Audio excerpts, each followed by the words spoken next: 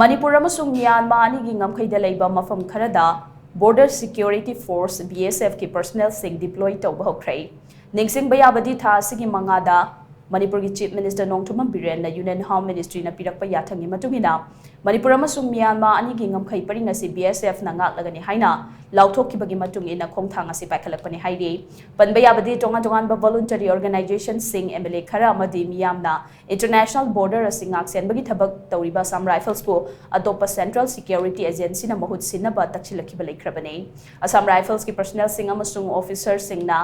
Irang asida kanglup naiba thabak tawi haibagi wahawdagi maikay kayadagi Assam Rifles ki personnel sing asi lamdam asidagi lauthokhinaba taksinarakhibane Chief Minister Nongthumam Biren na Manipur Legislative Assembly gi mifamda haukiba February 18 da haikibada Manipur da Central Armed Police Force ki company chamaga marifutara nipan Indian Army ki kalam 147 Assam Rifles ki kalam 141 amadi State Force personnel lising ni furom mathau tawri haina phongdokibane masigi mathakta Union Home Minister Amit Sahana su Manipur amasung Myanmar gi ngamkhai ngak senaba atopa border guard force sing thazilagani habagi thazaba Manipur lengak tapirakhiba leikrabane panbayabadi India amasung Myanmar anigi kilometer lising amaga chatukani fugomdoi sangba ngamkhai asigi manungda kilometer chahumga marifutarani pande Manipur da leiribane